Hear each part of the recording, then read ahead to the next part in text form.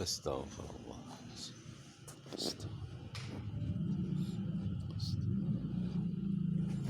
Astaghfirullah.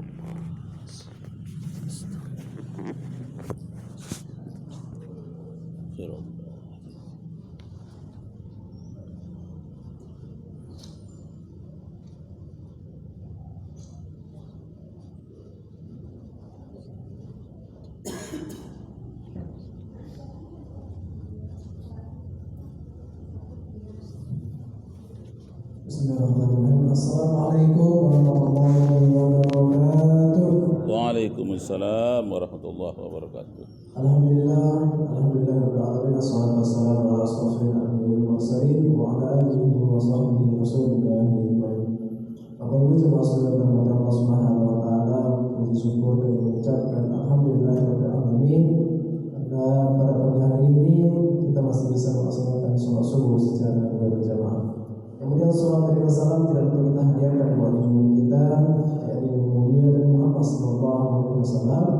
Allahumma shalli ala sayyidina Muhammad wa ala ali sayyidina Muhammad. Assalamualaikum ya Rasulullah. Assalamualaikum ya Habibullah. Bapak Ibu jemaah sekalian dirahmati Allah Subhanahu wa taala. Baik, marilah kita mendengarkan kajian subuh pada pagi hari ini yang akan disampaikan oleh Bapak Ustaz Dr. Muhammad Rakib Jamal Imam. Alhamdulillah sudah bersama kita sini. Untuk itu kepada Pak Ustaz kami persilakan. Astaghfirullahaladzim.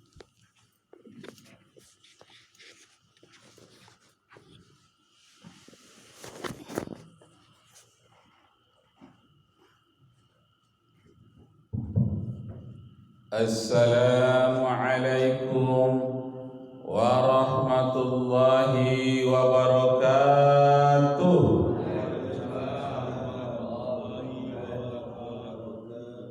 Syukur alhamdulillah kita persembahkan kehadiran Allah Subhanahu wa taala. Walaupun ada corona di mana-mana, jamaah kita utuh semua, tidak ada yang kena. Ya Pak ya?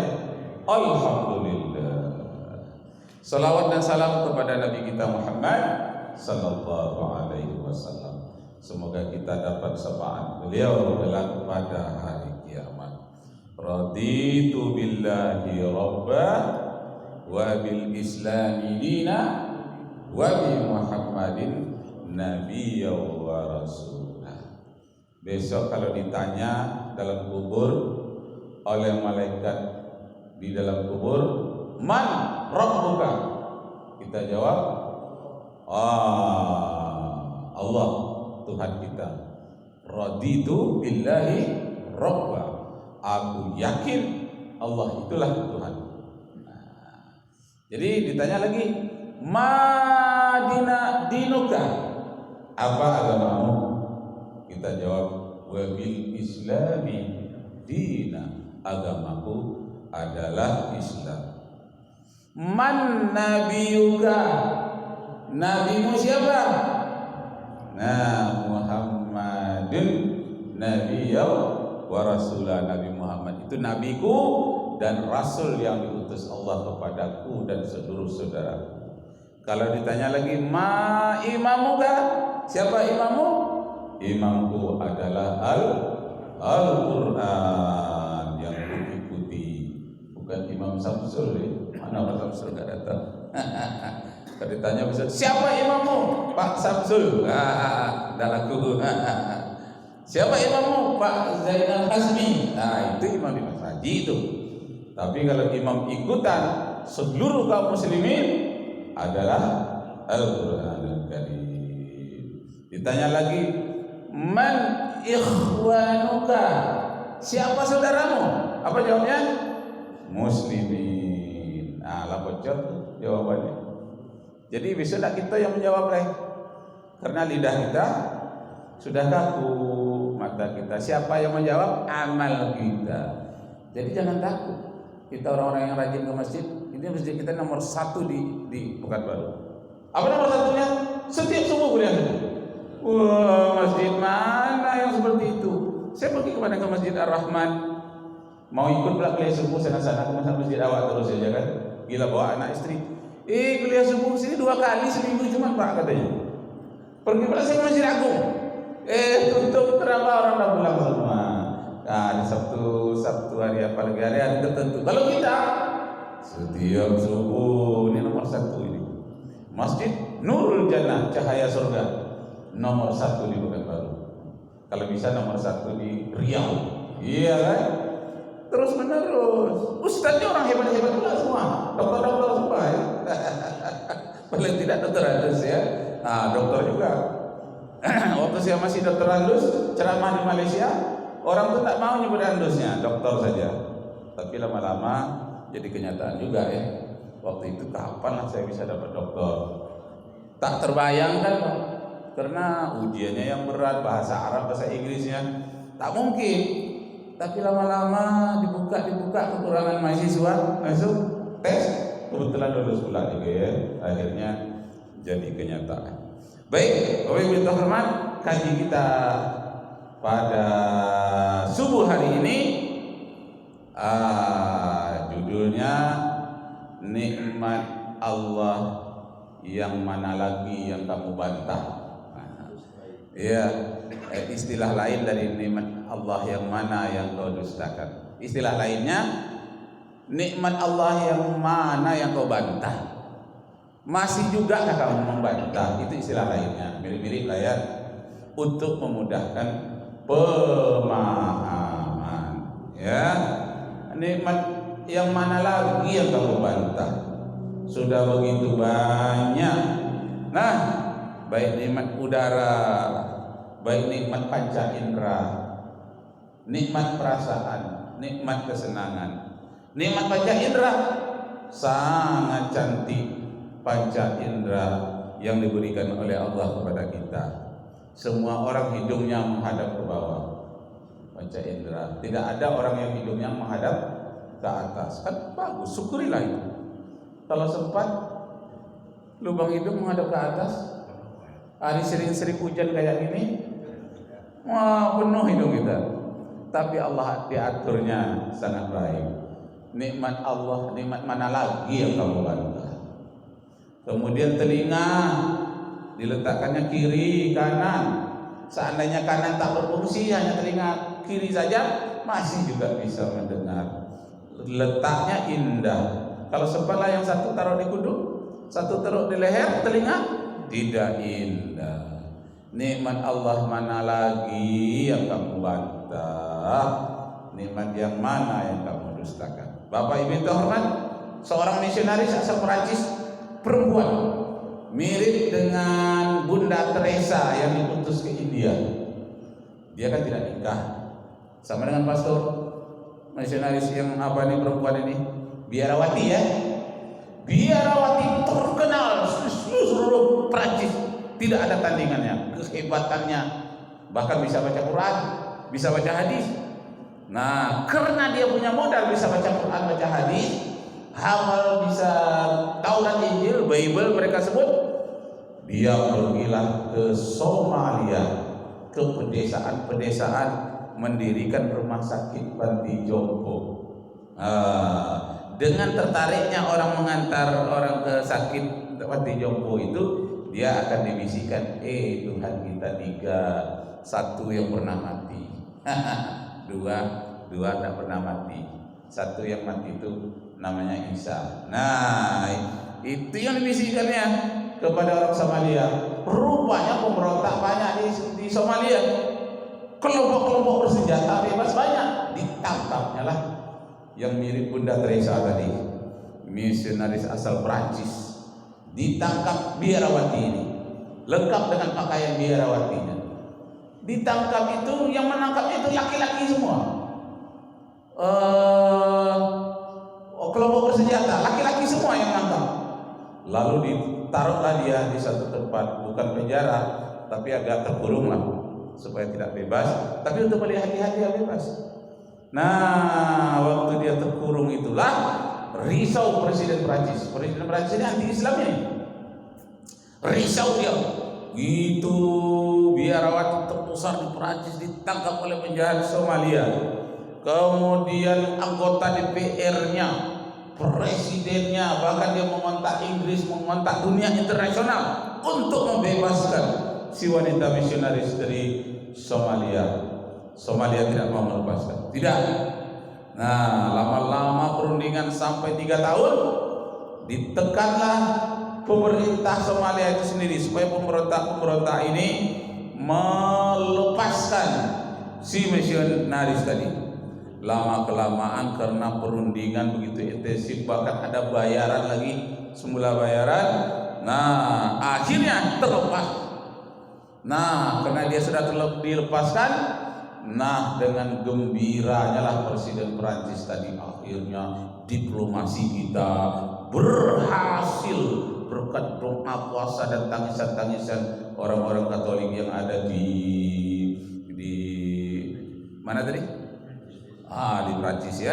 Nah, lalu akhirnya terlepas, disambutlah oleh Presiden Prancis kedatangan Bunda Teresia, bukan Teresia, biarawati tadi, disambut dengan hangat di sana dengan keseniannya, dengan anggota-anggota DPR-nya, orang-orang pembesarnya, misionarisnya yang dari Katolik, dari Protestan, menyambutlah kedatangan biarawati. Tahu ketika menyambut, alangkah kesewanya mereka ketika menyambut, justru misionaris tadi pakai jilbab, pulangnya pakai jilbab, dan begitu dia masuk, assalamualaikum, masuk Islam rupanya dia.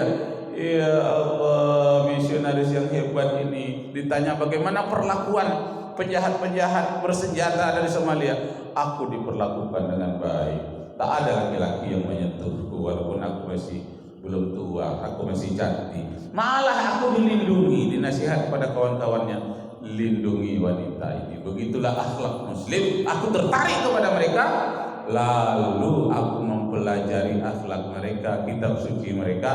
Aku sekarang masuk Islam. Alangkah sedihnya hati Macron Presiden Prancis. Aduh, sedih hatinya. Udah supaya diplomasi kemana-mana supaya terelak dari Islam, justru ya masuk Islam, menyebarkan Islam pula lagi di Prancis. Masya Allah. Fabi ayyi ala'i rabbikuma tukadziban. Nikmat Allah yang mana lagi yang kamu dustakan? Rupanya biarawati itu selama terkurung di tempat itu, walaupun bukan penjara, tapi dia sempat mengamati. Yang sering dia dengar adalah surat yang ke-55 itu, surat Ar-Rahman. Nah, tolong baca dengan Ustaz. Itu yang diamatinya, diulang-ulang. Fabi ayyi ala'i rabbikuma tukadziban. Kok kamu minta bukti apa lagi? Ya, itu istilah lainnya. Bukti apa lagi yang kamu minta tentang kebesaran Allah? Bukti apa lagi? Bukti apa lagi? Diulang-ulang. Nah, diceritakan di sana bagaimana indahnya surga nanti. Nikmat di dunia yang begitu banyak, lebih indah lagi nikmat di dalam surga yang begitu indahnya untuk orang-orang yang beriman. Menangislah si biarawati. Aduh, kami tidak mendapatkan cerita apa-apa tentang surga. Di dalam Injil, dalam Taurat katanya dalam surga ada perang naga namanya. Kalau Islam perang hanya di dunia, di surga tinggal menikmati saja. Jadi orang-orang Nasrani tidak tertarik sedikit pun dengan ajaran Nasrani itu kalau cerita surga.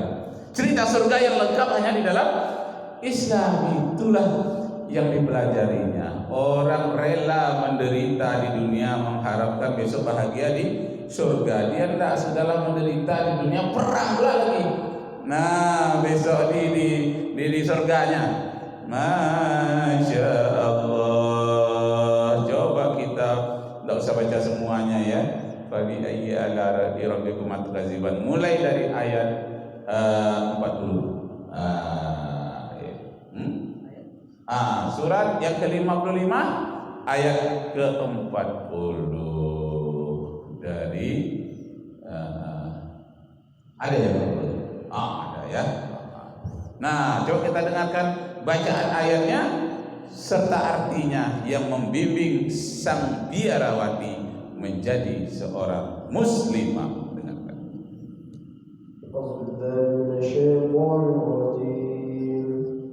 Bismillahirrahmanirrahim. Fabi'ayyi ala'i rabbikuma tukadziban. Ya, itu ayat yang ke-40. Lanjut sampai ke ayat 50. Artinya saja lagi. Artinya, maka nikmat Tuhanmu yang manakah engkau dustakan? Iya. Orang-orang berdosa itu diketahui dengan tanda-tandanya, lalu direnggut umur-umur dan kakinya. Maka nikmat Tuhanmu yang manakah yang kamu dustakan? Inilah neraka jahanam yang didustakan oleh orang-orang yang berdosa. Nah, sebentar ya. Jadi orang-orang yang mendapatkan nikmat dari Allah dunia di akhirat, di dunia tidak ada kebahagiaan walaupun hartanya sedikit. Di akhirat dimasukkan dalam surga Jannatul Na'im. Masih juga mendustakan ayat-ayat Allah, mereka lah itu disebut dengan kafir. Kafir bahasa Inggris artinya penutup. Kafir dalam bahasa Arab artinya orang yang jiwanya tertutup. Jadi orang kafir itu bukan najis dia, enggak, cuma tertutup. Suatu saat nanti dapat hidayah, maka kafirnya terbuka, menjadilah dia muslim. Kalau mereka masih tetap kafir, baru diancam oleh ayat 41, 42. Kalau mereka masih kafir, nerakalah yang menjadi tempatnya. Tapi begitu banyak jalan ke surga, kenapa jalan satu yang sempit ke neraka juga yang mereka cari? Itu karena kafirnya, tertutupnya hatinya. Lanjut Ustaz, artinya. Mereka berkeliling di sana dan di antara air dan mendidih. Maka nikmat Tuhanmu yang manakah yang kamu dustakan? Dan bagi siapa yang takut akan saat menghadap Tuhannya, ada 2 surga. Maka nikmat Tuhanmu yang manakah yang kamu dustakan? Iya. Kemudian surga mempunyai aneka pepohonan dan buah-buahan. Maka nikmat Tuhanmu yang manakah yang kamu dustakan? Nah, sebentar. Di dalam surga itu tidak panas dan tidak pula dingin. Di bawah naungan pohon-pohonan dan banyak rindangnya pohon-pohonan, banyaknya buah-buahan. Buah-buahannya itu akarnya ke atas, pucuknya ke bawah. Tinggal manusia memetiknya saja dengan indah. Apa keindahan yang terdapat di surga, di dunia adalah gambaran dari surga. Kenikmatan yang tertinggi di surga, nanti kita bisa bertemu dengan Allah. Kalau di dunia, mata kita ini, jasad kita belum mampu untuk melihat Allah. Di surga, puncaknya kita melihat Allah. Nah, nikmat-nikmat Allah yang lain, surganya bermacam-macam tingkatan. Ada yang surga itu taman yang begitu luas, lebih indah dibandingkan dengan yang lain. Ada lagi yang nikmat segala macam makanan buah-buahan. Nah, itu kelebihannya. 8 tingkatan surga itu mempunyai kelebihan masing-masing. Inilah dihayati oleh si biarawati itu tadi. Untuk apa nikmat di dunia yang sebentar ini lalu kita korbankan, lalu kita menderita di dalam neraka kalau kita masih mengingkari. Itulah yang ditangisnya sehari-hari. Dilihatnya orang-orang walaupun dia kelompok bersenjata, orang mengira dia penjahat, tetapi tidak. Dia memperlakukan sesama manusia, memperlakukan wanita dengan baik. Tidak adalah dia lihat dibandingkan dengan orang barat, tidak adalah sehebat itu dia melindungi wanita. Lanjut Ustaz. Di dalam kedua surga itu ada 2 buah mata air yang memancar. Nah, jadi ada mata air di dalam surga yang lancar sekali. Dari mana mata air di surga itu? Dari aras. Jadi aras itu terletak di atas air. Nah, air dari aras itulah yang memancar ke surga. Jadi surga, aras itu dia berdekatan. Nah, dari situlah sumber air itu mengalir terus-menerus dan bersih terus-menerus. Di sanalah khalidina fiha, kekal di sana bagi orang-orang yang beriman. Jadi surga karena begitu indahnya, begitu elitnya, mahal harganya. Termasuk perumahan di sebelah ini, elit kabarnya ya, mahal harganya. Tapi kalau tidak elit, murah harganya. Jadi surga itu karena sangat elitnya, mahal harganya. Karena mahal harganya, maka harus ada prestasi yang bisa kita banggakan. Prestasi apa? Prestasi ibadah, prestasi muamalah, prestasi as-siyasah. As-siyasah itu mengatur negara dengan cara yang baik, itu as-siyasah. Bagaimana menerapkan ajaran agama dengan baik, itu as-siyasah. Itulah untuk menerapkan di tengah-tengah masyarakat. Disitulah ilmunya para ulama. As-siyasah as-syar'iyyah. As-siyasah as-syar'iyyah itu ada 5 menurut Al-Qurtubi. Al-Qurtubi ini orang Cordoba, orang Spanyol, yang selama 800 tahun Islam menguasai Spanyol. Karya prestasi orang-orang ulama-ulama Spanyol, pertama dia menyusun ilmu nahwu 1000 bait, namanya Matan Alfiyah. 1000 bait. Kalamuna lafzun mufidu kastakim wasmun wafi'lun sumaharfunil kalim. 1000 bait.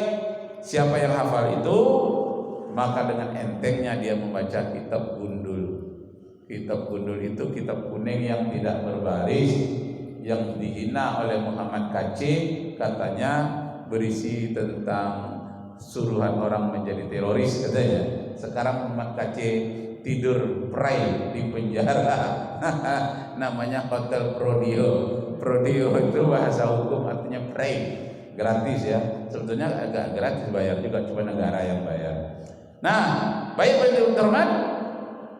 Jadi orang-orang yang berada di dalam surga itu dalam kenyamanan, itu yang mengiringnya ke surga itu adalah karena prestasi amalnya sewaktu di atas dunia. Nah, ada lagi seorang wanita asal dari Inggris, juga ada seorang wanita asal Amerika menyelusup ke Afghanistan ketika perang Amerika. Osama bin Laden dituduh waktu itu bersalah, padahal Osama bin Laden tidak bersalah sama sekali pun. Bukan dia meledakan WTC, yang meledakkan itu adalah orang Yahudi pada hari Sabtu. Hari Sabtu kan tidak ada yang masuk kantor orang Yahudi, maka tidak satu pun orang Yahudi yang kena. Padahal karyawannya banyak Yahudi di WTC itu. Nah, dituduhkanlah kepada Osama bin Laden. Kalau memang Osama bin Laden yang bersalah, apa buktinya? Dibawa dulu ke pengadilan. Kan tidak dibawa, dia bisa menangkap. Langsung saja ditembak, dikuburkan di laut. Padahal bukti tidak ada. Itulah kekejaman dunia ya, kebohongan dunia.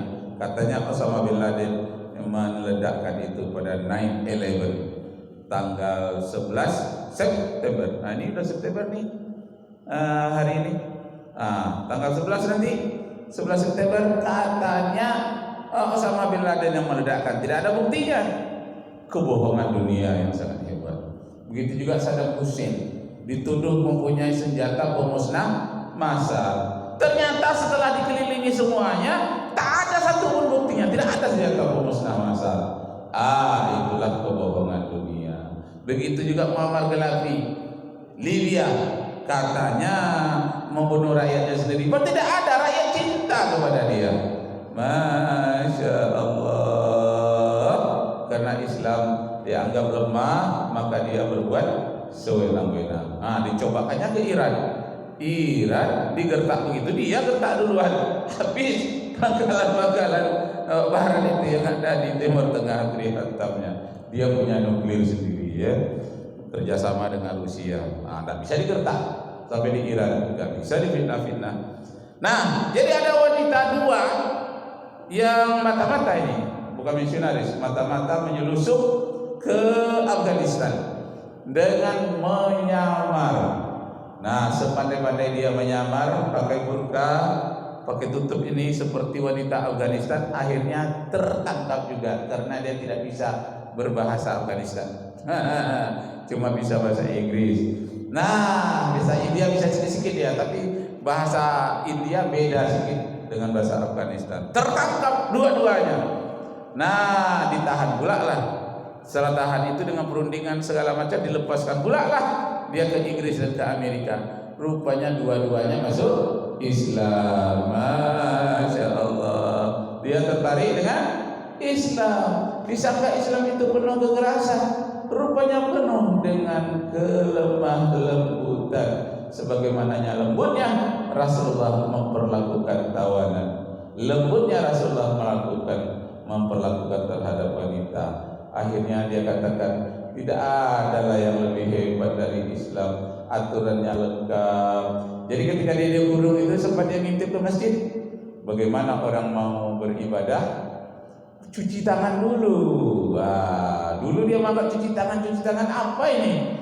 Rupa-rupanya setelah adanya COVID-19 seluruh orang cuci tangan.